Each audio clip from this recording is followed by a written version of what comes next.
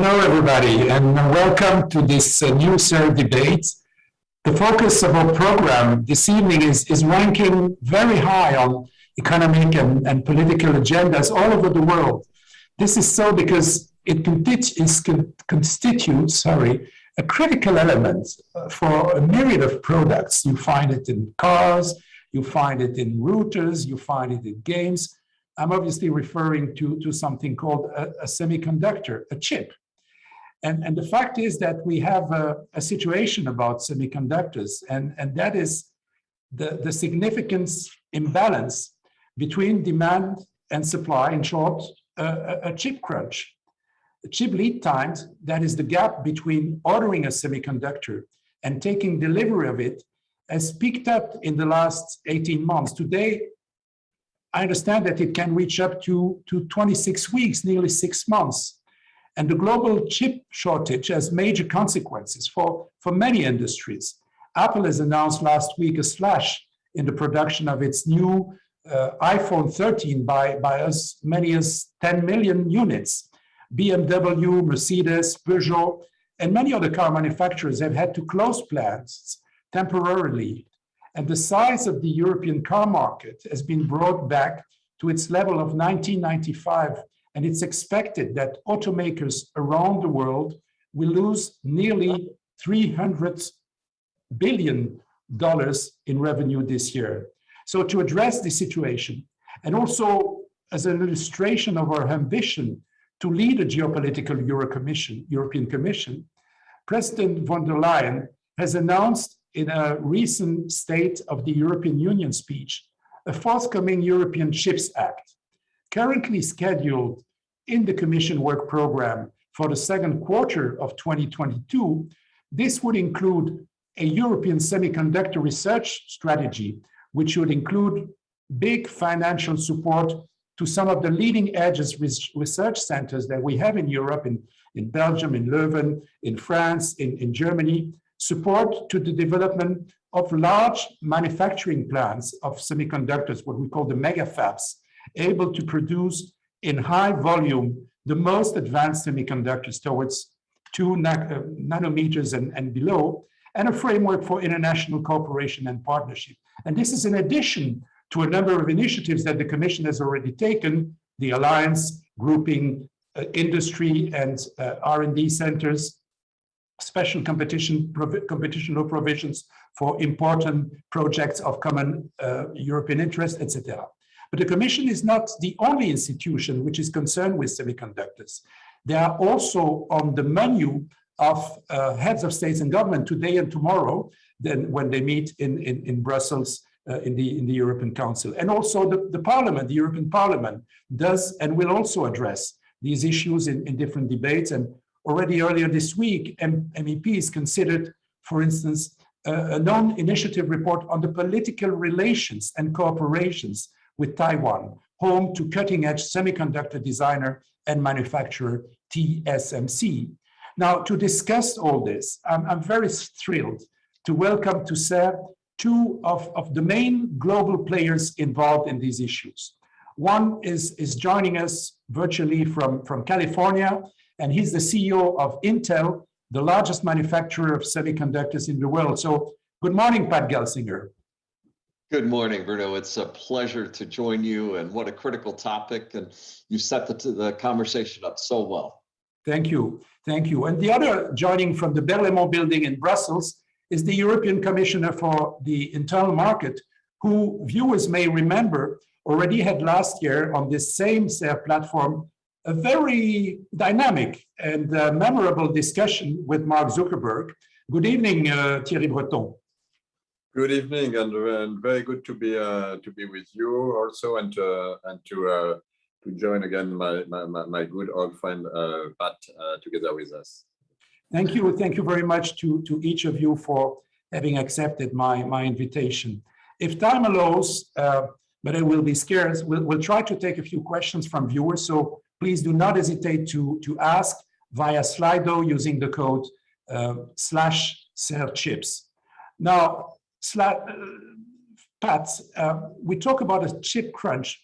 Why do we have that crunch? And perhaps also For how long do you think this is going to last? Is it something which is cyclical, a short-term development which could end at the end of the middle of next year, for instance, or as demand increases all the time, we're talking more about a long-term trend, Pat? So, first, the world is going more digital. So, and, we call it the superpowers, right, of compute everywhere, connectivity to everyone and everything, the growing, infrastructure, the capabilities of AI, every aspect of human existence is becoming more digital, and everything digital runs on semiconductors. So we have this burgeoning demand, and then COVID, right? And COVID caused the demand for semiconductors to go from about 5% per annum increase to over 20%. So exploding demand driven by work from home, educate from home, health from home, cloud services, and complementing that, the disruption of supply chain. So we go from 5 to 20 in demand, and we go from 5 to negative in supply as factories are stopped and people aren't able to work. So this created an enormous gulf. And the problem, right, with semiconductors is these are extraordinarily sophisticated facilities. You can't just say ramp supply, right? And to build a new factory for us is about a 3-year endeavor, right? Or expanding capacity might be 18 to 24 months in an existing facility. Very sophisticated requirements.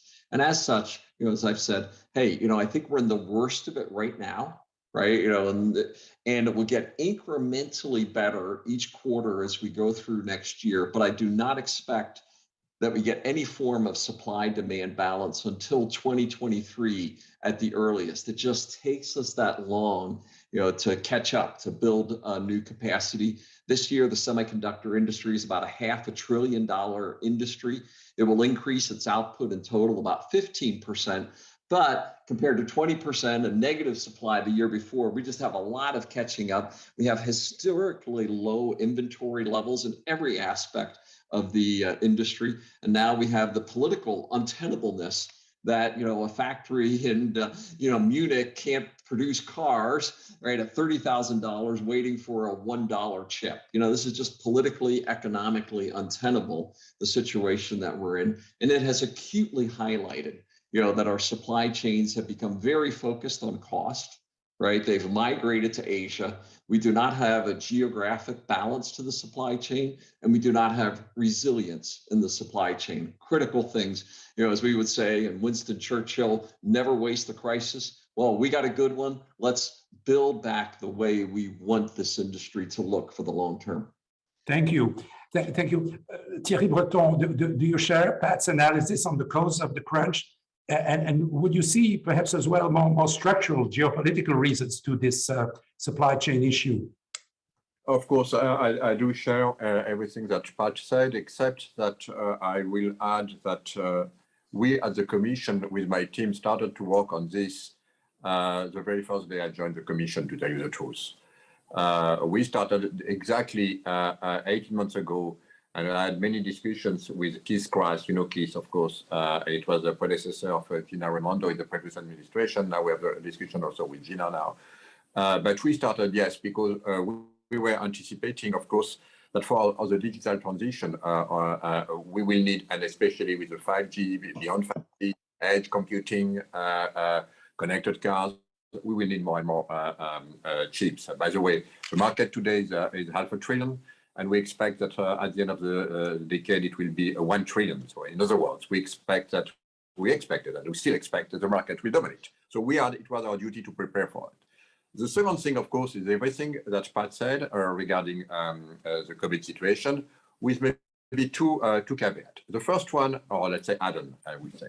The first one is that, of course, we have a strong recovery and stronger than anticipated, which is a good news. But of course, since it is a cyclical industry, the tension is extremely high because, again, things are moving faster than we expected in terms of recovery.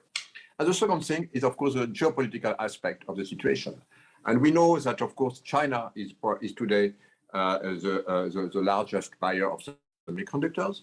But of course, for reasons we may discuss later on, we have now this extremely tense geopolitical, let's say, situation between US and China, and we all know that, including with a ban for some specific technologies, including for semiconductors, which has created a stockpiling effect immediately in China, with, of course, a lot of impact on the price. We see, by the way, the same thing for the gas, which has nothing to do, but to compare. But we see a lot of things today following the same trend, and then, of course, this is why we have now this situation. So now, this being said, we have two things to address. The first one is the shortage today, and I fully agree with Pat. It will probably last between let's say 6 months to 1 year. I think this is what you need to have in mind.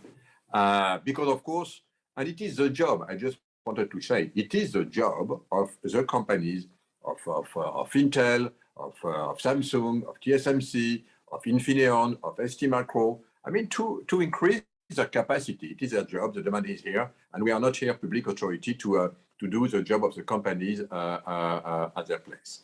And they will do it, and they're doing it, by the way, and I salute their commitment, because all of them are increasing existing facilities. And you know, it is a little bit, sorry to compare this, what we follow with the vaccine strategy. It's easier to let's say, to increase some capacity in an existing factory than to start one from scratch. So, and it takes, by the way, Pat said, between, let's say, 8 months to 2 years to increase a capacity in an existing site. And this is exactly what we are seeing. And we see probably all our manufacturers, at least in Europe, I say probably, not probably, all of them are increasing. Now, of course, there's a second trend, which is how to prepare ourselves to make sure that we'll be able to produce what is needed while doubling for the next 10 years the capacity, with something which is extremely important. Now, of course, we will need for the market ahead of us much more advanced technologies. We could speak on FinFET behind 10 nanometers, behind 5 nanometers. We speak a lot of this with my friend Pat. We believe, Pat and myself, that we need now to go down to 2 nanometers and maybe below 2 nanometers, because this is, of course, the technology of tomorrow. And here, of course, we know that starting a factory, a mega fab from here, from that will take maybe 5-6 years, and we need also to start this at the same time. So we have all these convergence factors in this situation that I think it was important maybe to just to add on regarding what Pat said, and I fully agree with what he said. Thierry Breton, just jumping on what you just said. I mean, when we look at how, you know, the semiconductor chains, today, the semiconductors are typically, they're designed in the US or in Europe. They're fabricated for the most advanced one in Taiwanese or South Korean foundries, by the way, on Dutch-made lithography machines. They're tested and assembled in Malaysia and other Southeast Asian locations, and then they're installed into product in China. I'm oversimplifying. But my point there is to say that when you look at a supply chain, of course, the chain is going to be only as strong as its weakest link.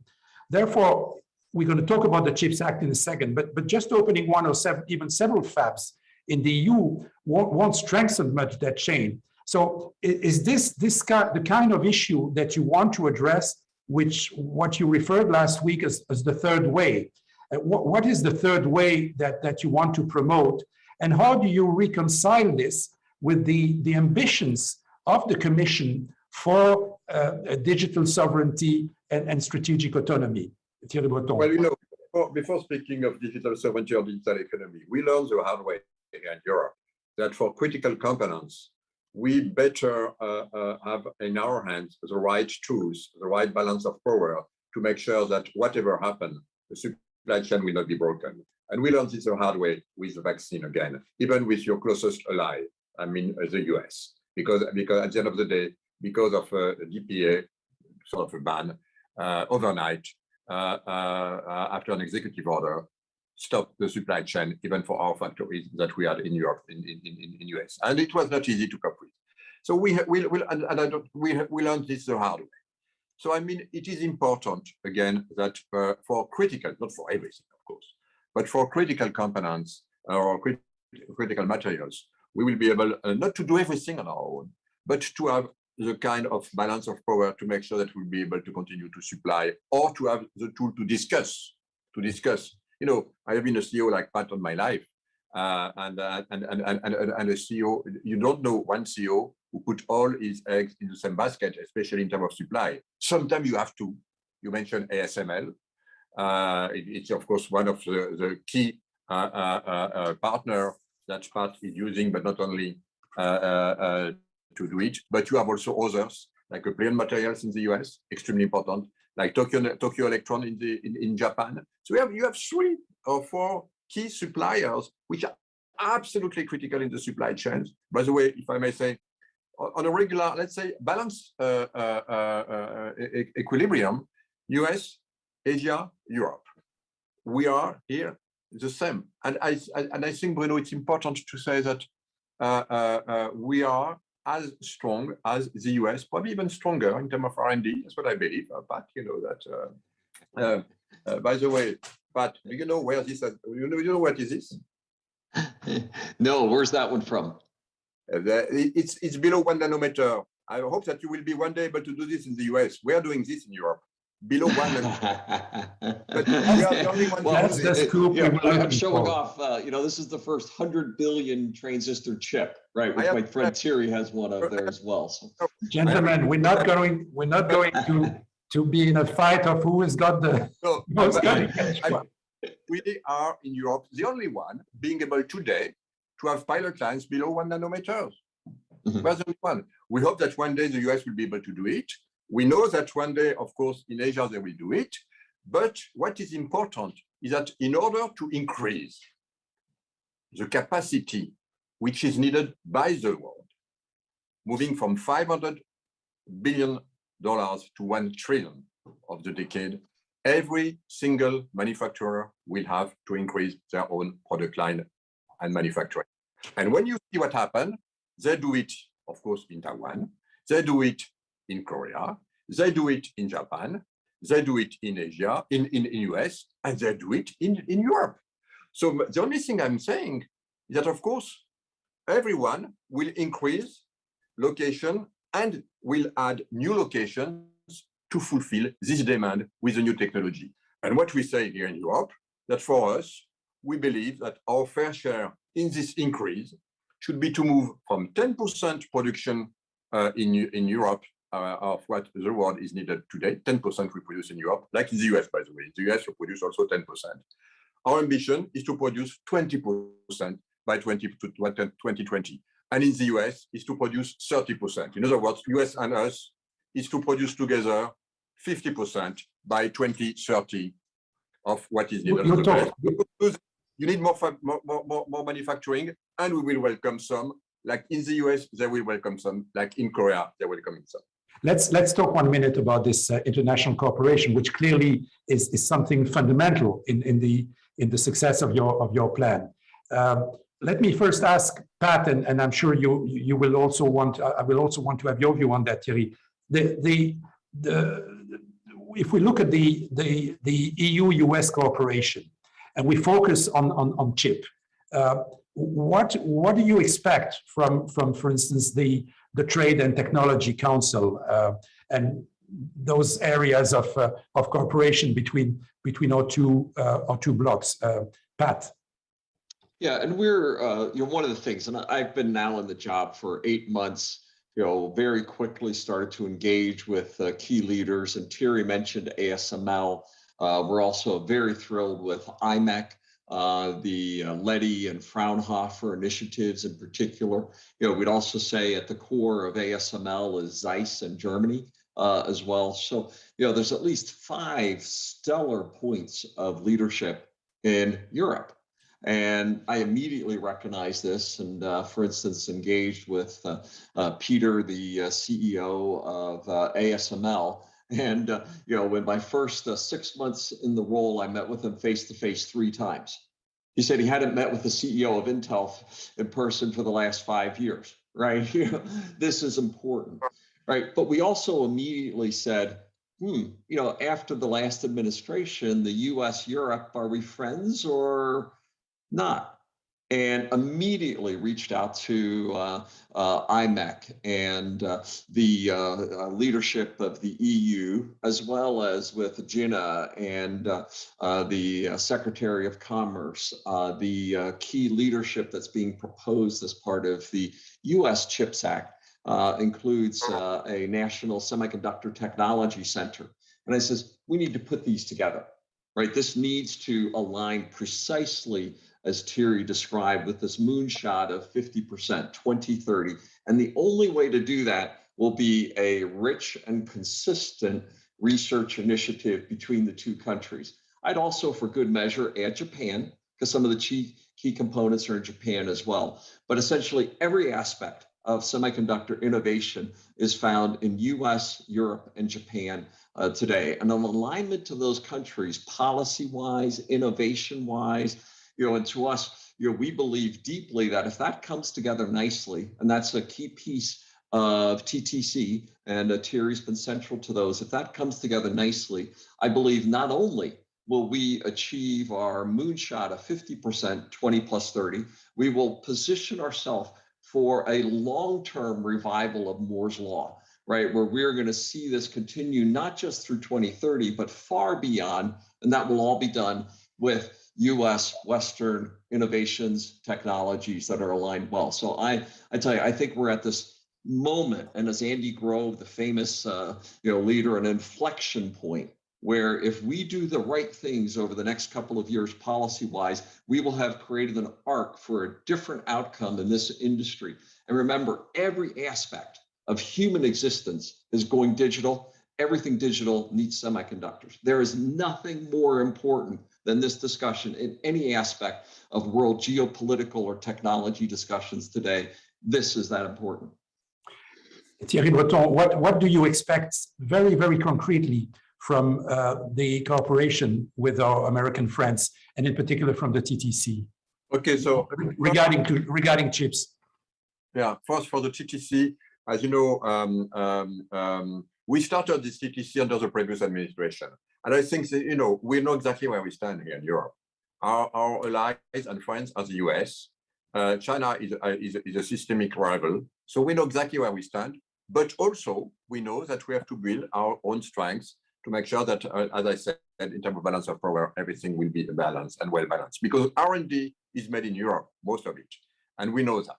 But this being said, in terms of the TTC, we had the first meeting 3 weeks ago in Pittsburgh. It was to launch initiative, but as you know, it has been decided by our leaders that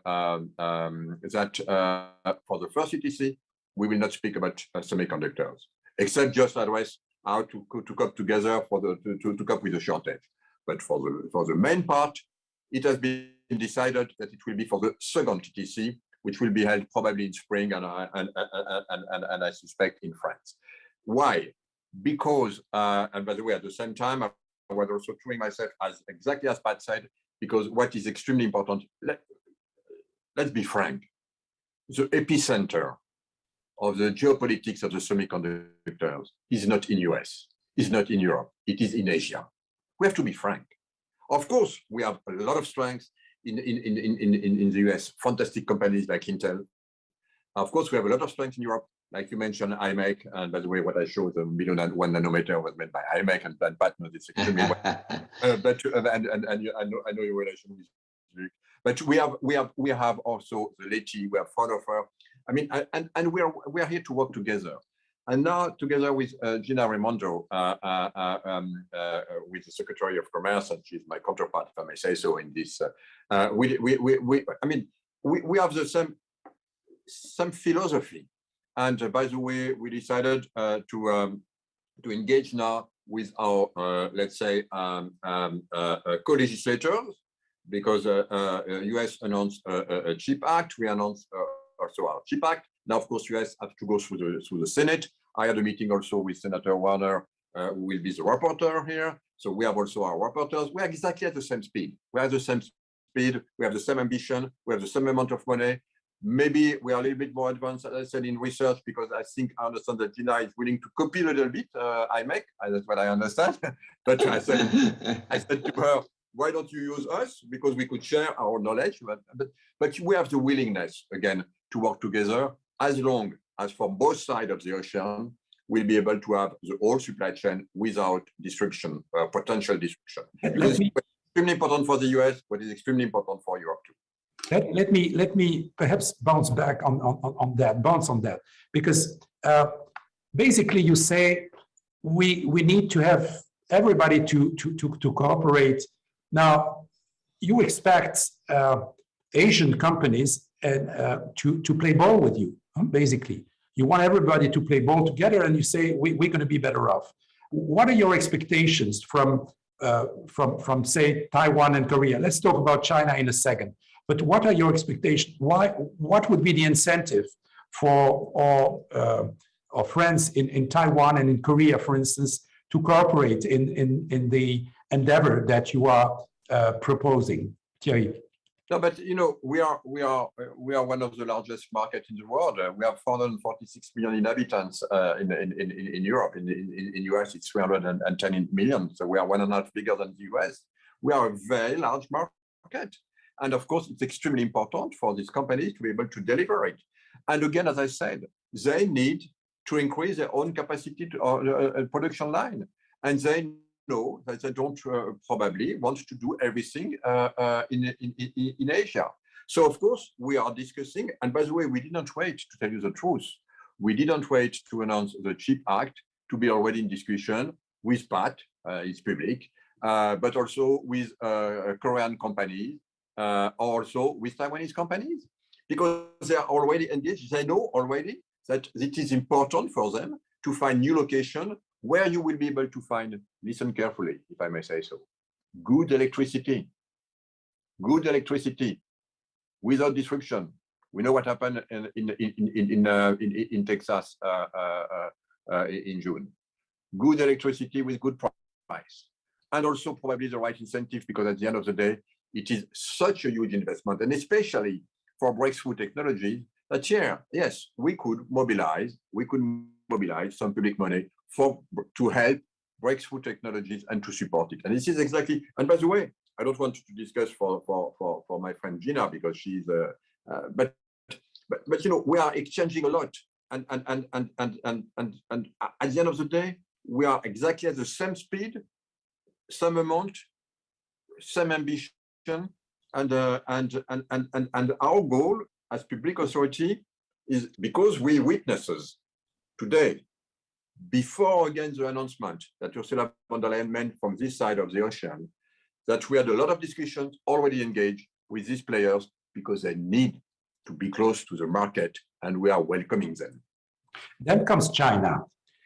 And Bruno, before we go to China, maybe I can just add one little point here. And this has actually been reported fairly, aggressively in the Asian media. They see that they are over concentrated in Taiwan and Korea as well, right? Where they have their own resilience issues. They're running out of water, electricity, and talent in those markets as well. So they have motivation to, just as I described, we need a geographically more resilient supply chain. So this idea of the Asian players building more capacity in US and Europe is one that, even before we get to the geopolitical aspects of Taiwan and the health of that relationship, they're already motivated in this regard. So as we would say, you're pushing on an open door here, right? Okay. There's a lot of support for this direction. And if you allow me to jump in, because Pat said something very important that I forgot, I would like to highlight, is the resources, the talents. That's a bottleneck in this industry. It is extremely critical to have the right skills, and it's true that today the skills are now we have some bottlenecks in Asia, and we are pushing hard also with our own schools, universities, academic environment to support it. It's extremely important. Sorry to interrupt, but I think it was very important to mention. Okay. Before going back and moving to China, let me remind our viewers that they are welcome to put questions. They go to Slido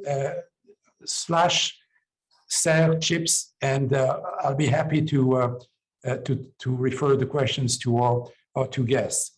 So China, you mentioned it, Thierry Breton, you said it's a strategic rival, but it's also a partner, it's a competitor. So what I'd like to understand from you, and perhaps we could start with Pat, is how does this geopolitical situation affect the way you look at the global supply chain issues? Yeah, and as we look at it, China is a big market for us. I do 25 to 30% of my revenue in China.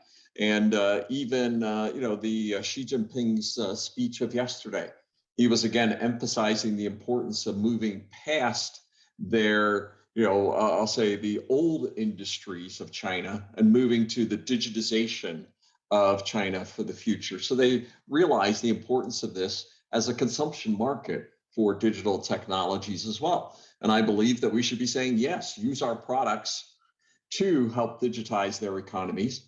At the same time, we do believe that there's a critical aspect of maintaining leadership in this industry and not letting it just tip over as a number of others have done.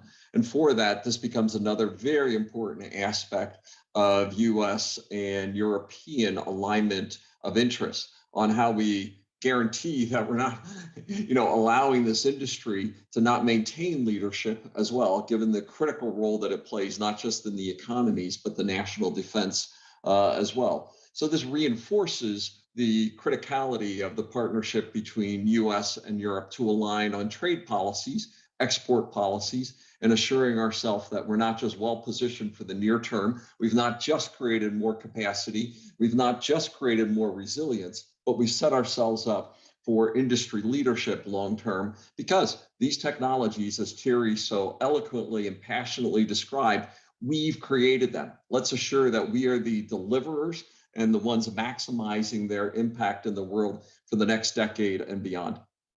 Okay. Thierry Breton, the position of Europe vis-à-vis China is not exactly the same as the American position. How do you look at this? And how do you see the link with the chip supply issue? Well, yes and no, I would say, because again, we exchange a lot with our US partners, and we know exactly, again, as I said, where we stand. But it is true also that, as I said before, even if China is a systemic rival, it's also big and important commercial partners, like for Pat, 25% of its revenue. But it's mainly true for most of the big semiconductors companies. For some of them, including Korea, it's more than 50% even. So, I mean, what is important, of course, is to continue to help these companies to continue to grow, because at the end of the day, because of this market, you can invest even more. And we know the amount of investment that Pat has to do in his own company is absolutely mammoth to be able to fulfill the demand. But there are also some let's say, critical technologies that while discussing with our US friends and partners, we believe we need to control more directly. So, I mean, this is a discussion. It's an ongoing discussion. And I am absolutely convinced that at the end of the day, we will find the right balance. But today, if I want to tell you what I feel, and probably Pat will be able to be even much more eloquent than me on this. But I think that for the critical technologies, when we say critical, it's maybe if we speak about FinFET, Pat, below 3 nanometers. There is a huge advance today in Europe and US versus what we see in China. It's important to keep this momentum. When I say significant, it's many years, and especially EUIV.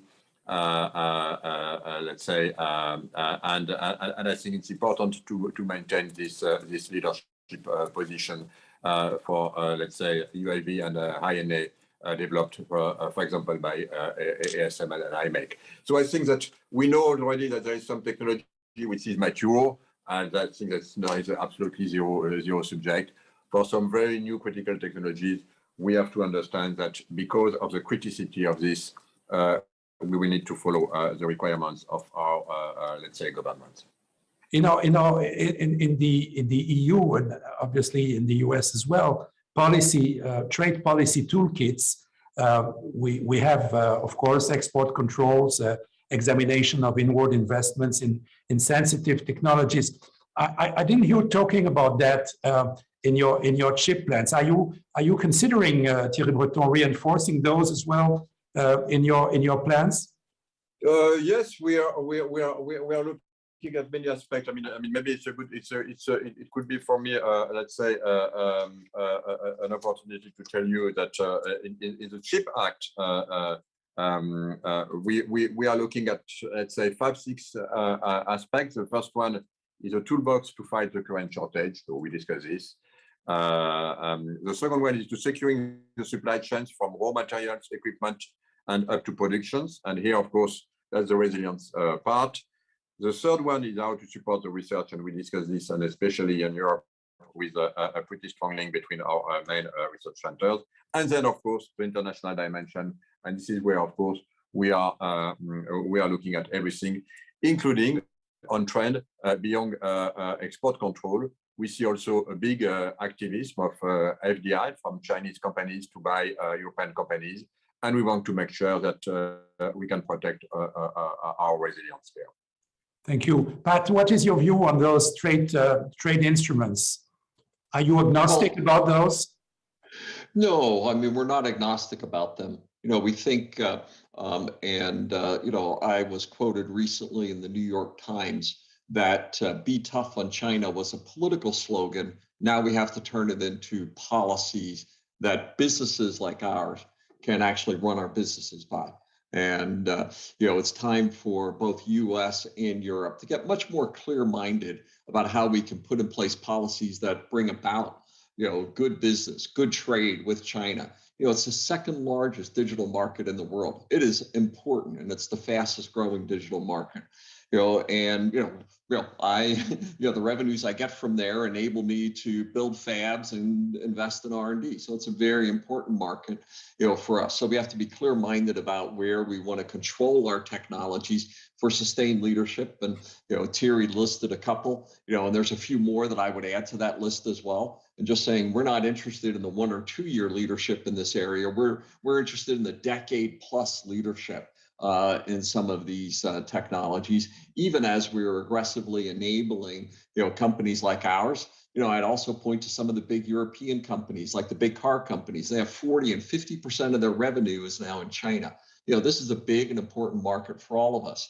We also believe that good, healthy trade, you know, is the basis for good, healthy geopolitical balance as well, right? Where we build codependence as well. But we have to be very clear-minded and now aligned between the US and Europe. You know, we think will actually set the framework for the world. So I am very encouraged by the discussions that Gina Raimondo, Secretary of Commerce in the US, with Thierry, you know, the TTC, you know, in those discussions, because I think it creates a framework that will help us get to an answer that really is sustainable over administrations, right, across the complexities of Europe, right, and allows us to really create that long-term position of leadership as we're describing today.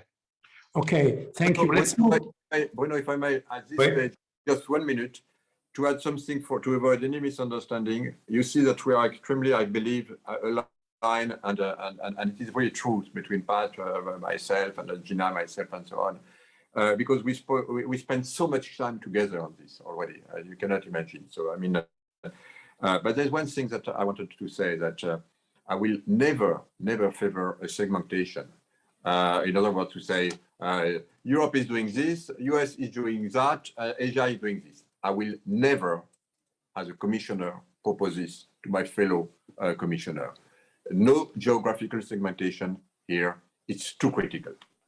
Okay, let's move. Let's have perhaps a more micro analysis of the Chips Act. Sorry, your goal, Thierry, is to double by 2030 the EU share of the world manufacturing of chips. You said that, but moving that share from 10% to 20% in a market which is going to double means that you want to quadruple the current production capacity. Huh? So quadrupling in less than 10 years. And in the US, Attends, wait. Let me just ask you, and you will answer. Is this, how do you intend to do this in less than 10 years, just in terms of building the necessary knowledge base in this part of the Atlantic? No, I mean the knowledge we have, that's very important. The knowledge we have, we are making the pilot lines here. We don't do this in the US, we don't do this in Asia. We are doing now the pilot lines here for the next generation. And I think it is maybe not known. And of course, I'm very humbled while saying this, because of course it is not only our European networks, funding, researchers, but from the world. In IMEC, you have 102 nationalities, 3,500 PhDs coming from 100 countries. So this is, but this is a kind of ecosystem that we have built over the past 20 years. Now, of course, you're absolutely right. And I like the way that you present it, because this is what I'm telling also myself. We have to multiply by 4. In the UX, it's multiplied by 6. Okay, it's even more. But this is why we put this in a decade, because you're absolutely right. In order to build this capacity, you have two things to do. First, to enhance the existing capacities. For example, if I'm going to Grenoble, you will see so many construction everywhere around one important manufacturer. I will not give you the name, but you will recognize who it is. If I go to Dresden, I will see the same thing avec des grues aussi. So I mean, we have already, and they're doing this. But then, of course, we need to be prepared for the future, and the future is what we are discussing with Pat, or we're discussing with some others, the below 10, below 5, below 2 nanometers. And here we know, and Pat will be even more vocal than me, because of course he's working extremely hard on this. And for this, yes, the right time frame is between 5, 6, 7, 8, 9 years. So this is why we believe that if we need to start now. If it is your question, yes, we need to start immediately. But discussions are already well engaged. I want to tell you that, well engaged, because we know that we will need probably between 5 to 7 years to do this. And I've been always clear, we will reach this only with this goal with our international partners as accelerators. And this is why we will to set the condition for this investment, while also, and by the way, being also to put some public support, but while doing this, asking the one who will benefit from our, let's say, ecosystems, know-how, knowledge, and potentially fundings to make sure that we find the right setup in place, the security of supply, which is necessary. Okay, Pat, you see a number of people when they listen to the plans in Europe saying, this is great that we're going to have, cutting edge chips in a number of years, but how are we going to satisfy the segments in the European industry where the needs are so pressing in the automotive, in automation? They don't require cutting edge 2 nanometer chips. They need less advanced one. And in addition, the market for those high-tech chips is not in Europe, it's in Asia and in the US. So what is your view? And then I will ask the commissioner also to perhaps comment on that. Well, I am in such stark disagreement with those perspectives, right? I am just 180% on the other end. And let me just give you, I gave a speech at the Munich Auto Show a little bit over a month ago, and I gave data as part of that the average premium car today is about 4% semiconductors. The average premium car by 2030 will be 20% semiconductors. A 5x increase in the semiconductor content that will go into a car. And very much today, the needs of today's 4% market are trailing edges or more older nodes, as we would say. The 5x is around autonomous vehicles. It's around electric vehicles. It's around these advanced communication and infotainment, capabilities. And let me be very, very clear. That will not be done with without leading edge technologies. That will be the most advanced AI vision capabilities, inference capabilities at scale connectivity. This will be rivaling the leading edge compute technologies today. And I'll just tell you, if the auto industries don't think they need that by the end of the decade, then I can promise you, right, that the Chinese, the Japanese, and the US providers do. Because Tesla today, as an example, is so passionately, they are pressing me to go faster to 2 nanometers and below, right? That is what this is. And we believe this is the case across every industry. As we look across industrials, there are going to be leading edge AI-driven robotics. As we look across supply chain, it will be leading AI capabilities. If we look into pharmaceuticals, right, it'll be the leading compute capabilities. As we look into the entire medical and healthcare industry, leading capabilities. This is what will drive this explosion in semiconductors to become a $1 trillion industry.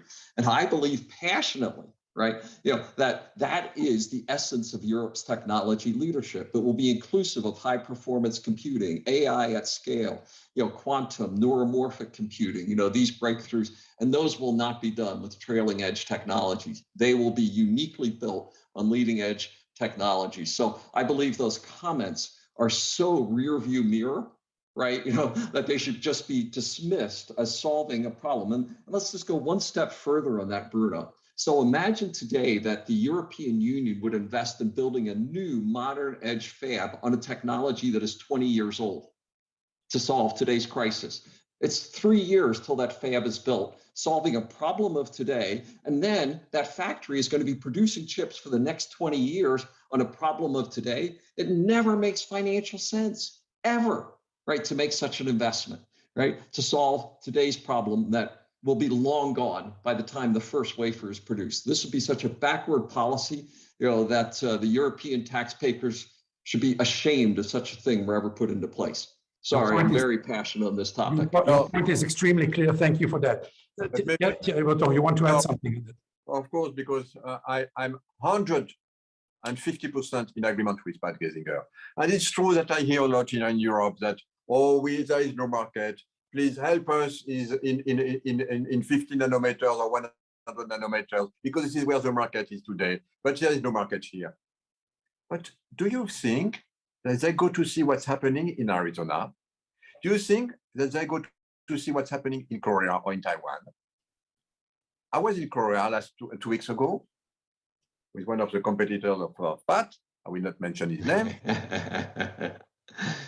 They are going to invest Pat 6 line, the largest factory ever, with probably in the next 10 years, above 200 billion dollars, investment for this kind of cutting edge technology, because this is where the market and demand is. So I'm so glad that Pat has been so clear, because of course, yes, the future of car is definitely in high end. When we look at this, and that's 180 teraflop. This is the kind of thing you will put in a car. Do you think you do this with old technologies? Come on. Pat gets the numbers.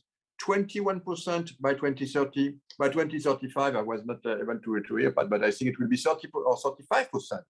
And this is exactly where the market is doing. But it's true also that to prepare this, we need to do it now, because we know that the production in full capacity, if we start now, will be probably in 6, 7, 8 years. But we need to start now.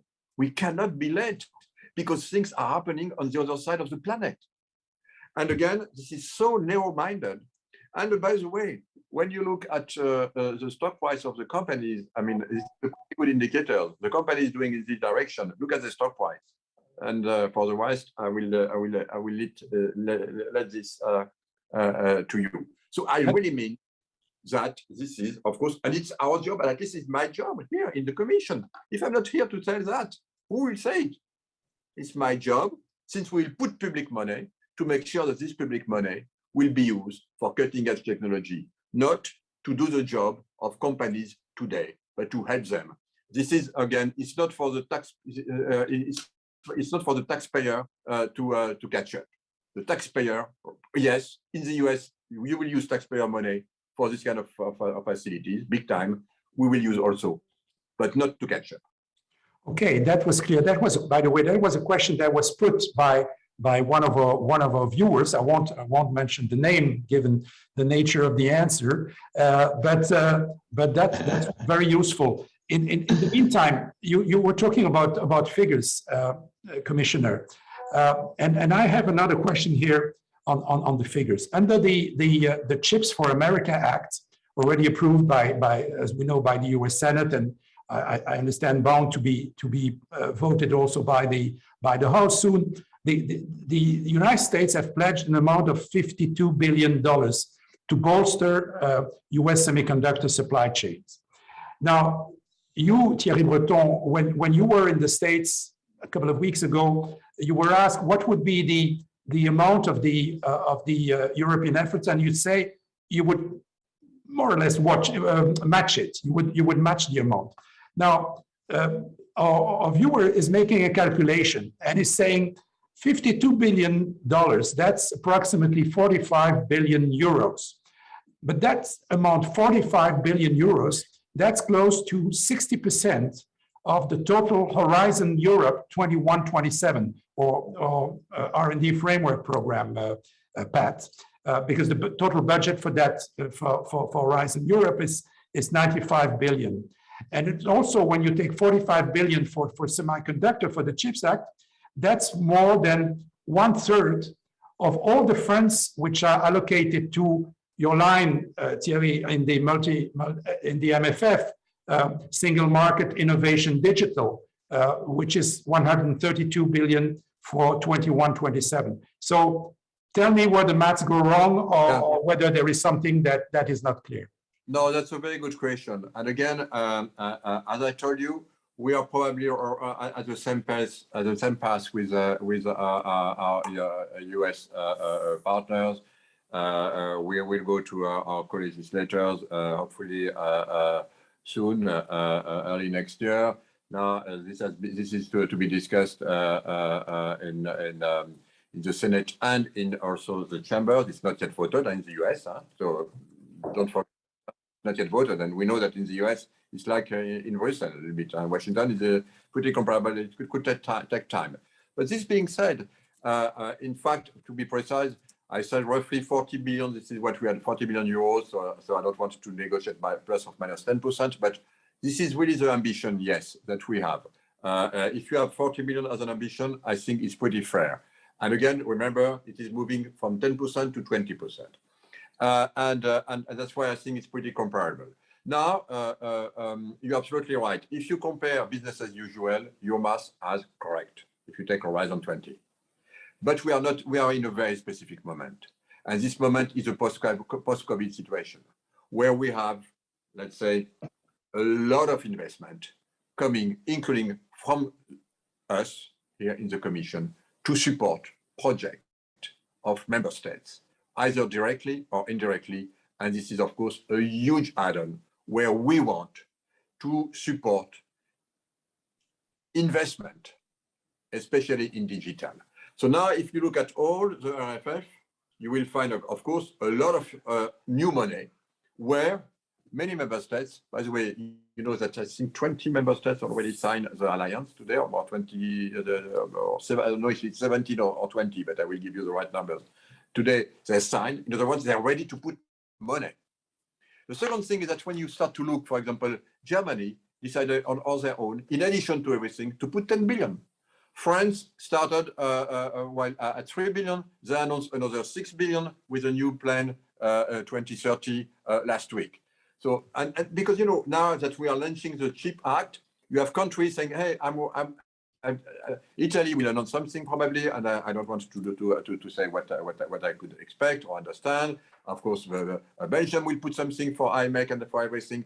Netherlands will put something. So we see that, of course, and of course for us, we have also, and you're right, if we take what we could put, it's more in the, let's say, in the magnitude of maybe 5, 6 or something like that. But of course, it will be in addition to everything which is put now in place by members, because I understand. So Okay. yes, the dynamic is here, and I think it's important to understand the dynamic. From the US, as you know, there is no money yet. Also, same story. When I'm speaking to Gina, it's not clear yet where the money will come from. Maybe it will be from a tax rebate. Maybe some will come from funding for R&D.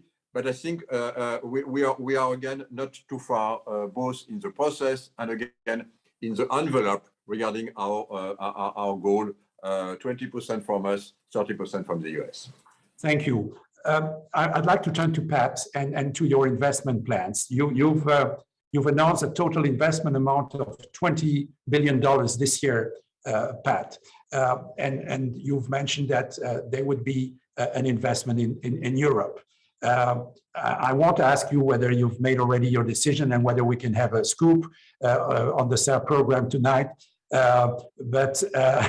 No, Commission, don't worry. I won't ask it. Of course, if Pat wants to say it, it's welcome. But we have a council just now, so don't create some extra noise. We have already some. Okay. but no. Just to be serious again. Sorry.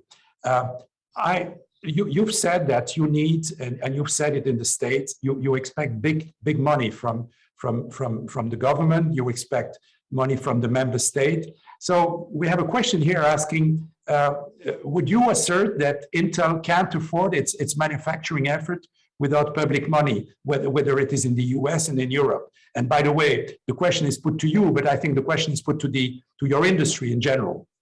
Pat. Yeah. And, when we see this massive migration of, and again, right, if we were in 1990, Europe was 44% and the US was 37% or 81% of worldwide supply. And now that's migrated to Asia. Why? And it was never that the US or Europe said, get rid of this industry. It's that the Asian countries said, we want this industry. And our understanding, and we've looked at this quite carefully, is if I was building this capacity in Asia, that it would be on the order of 30 or 40% less expensive. I'm a businessman, right? I have to, compete with those Asian suppliers if I'm going to win business globally as well. And so what we've said is, hey, we're going to go fund our business. I'm putting my chips on the table, but if we're going to go bigger, faster, and migrate, to the 30 and 20, the 50 goal, right, that we've laid out, we need to be competitive. It's that simple if we're going to make that. So what we said is we want to go bigger and faster, right? And we believe that's a great investment on the part of the European and the US governments to make those investments.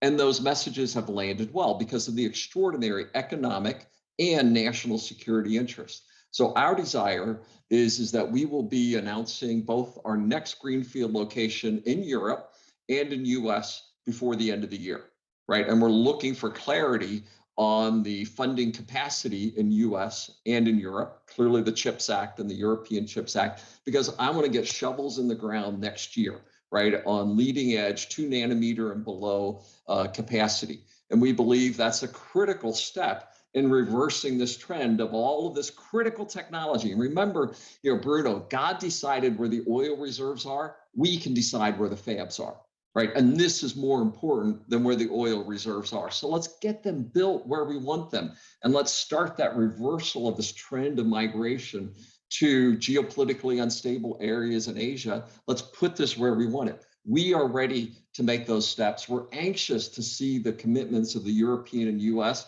And literally, as I've told President Biden and Secretary of Commerce Raimondo, get the CHIPS Act passed. I'll announce our fab the next day. We're ready to go. Thierry, get the European passed. I'll announce my next location the next day. We're ready to move forward boldly here. And we've been doing lots of work over the last 6 months on site selection. And for us, this is a European project, right? Ultimately, the fab has to go one place. But we're seeing that we want to see expanded R&D capacity for other member countries in Europe. I want to also build leadership packaging technologies, potentially at another country in Europe, where we'd see a European emergence. And remember, this would also include high performance computing, leadership in AI, the capacity for leadership quantum and neuromorphic research as well. This is foundational for the entire technology ecosystem of Europe. We're ready to go. And we've gotten very good response from Europe. So Thierry, just get this done. I'm ready to join you, make this announcement soon. Okay, thank you. I've got the last question because unfortunately, time is passing. I have a last one for you, Commissioner. I'd like to hear you about your efforts to promote an EU industrial policy. When we look back at the European integration process, we see that the EU has a track record in regulation and not in industrial policy. And we also know that the achievement of an effective industrial policy for Europe has not been helped by the fact that we don't have a common defense and probably by the non-existence of a European demos. And it's also a fact that the EU institutions have often been lukewarm vis-a-vis the concept. Now, we've just learned this morning that you got, as well as President von der Leyen and Executive Vice President Vestager, you got a non-paper sent by 10 member states where they state that, I quote, efforts to strengthen EU resilience, for instance, through IPCEI, so important project of common European interest, those efforts must not undermine the effectiveness of EU competition and state aid control. How do you react to that? And could such views hamper all the efforts and ambitions that you are developing to solve these issues of resilience of chips in Europe? Thierry Breton. No, I really don't believe so, because we have now some, let's say, successful example of a good use of IPCI, for example, in battery, in hydrogen, and we are of course, in semiconductors. We are doing this in vaccine. So I really think that we know, again, how to do it. But I just would like to say, we have some, let's say, old-minded people thinking that an industrial policy is made about subsidies. Come on. This was for the past century. An industrial policy is made of the security of supply chain, is made of a global geopolitics strategy, is made of how you handle your ecosystems. This is exactly what we are doing. And it's true that also, like in the US, where my friend Gina Raimondo will put $52 billion on the table, and I hope that my friend Pat Gelsinger will be able to get a part of it, maybe even a big part of it, I don't know. We just have to find the tools to do the same thing, just as a fair level playing field, but making sure always that we will respect WTO, because this is extremely important for us in Europe. But in a nutshell, what I would like to say is that at once we said that we need to adapt the instrument to this new reality, including competition and trade policy. That's a new reality, and we will adapt it, I have no doubt. You know, just as a conclusion, I'm sorry to speak about that, but we learned a lot during this crisis. I have been tasked to take care of the vaccine industrial ramp up, as you know this very well. My first request after February 5th, when I've been tasked by President von der Leyen to handle it, was to come in front of my fellow commissioner and to say, look, I need an instrument. It will be an export control. Because if I don't have this one, I will not be able to re-engage with my quote-unquote partners who blocked quote-unquote my supply chain. There's been a discussion. The 10 countries that you mentioned were opposed. I know exactly who they are. But then I've been able to convince one by one. They gave me this tool, and I said, I will not use it, but it will be on the table. And it worked. Just to give you this, an industrial policy and geopolitical commission is about balance of power. And we need the instrument of balance of power in this new world and in this new industrial policy of Europe. That's it. Thank you. Thank you. Thank you very much. This will be the final word. I would like to thank you both, Commissioner Thierry Breton, Pat Gelsinger, for what has been a fantastic conversation. Thank you very much for your insights, for for your perspectives. This is just to be followed, à suivre.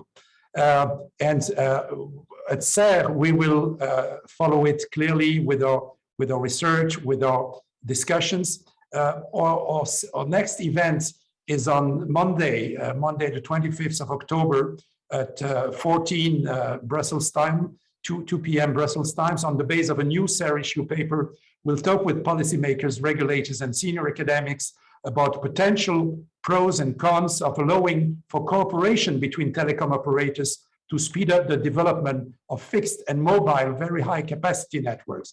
Given current developments in member states on this issue, which the Commissioner is, I'm sure, very much aware of, this is a very hot topic as well. And therefore, I'm sure that the event will be also very exciting. And I'm sure that our viewers will make a point to join us again. Until then, have a nice evening, have a great day, Pat, and take all good care of you and take good care of others. Bye-bye. Bye.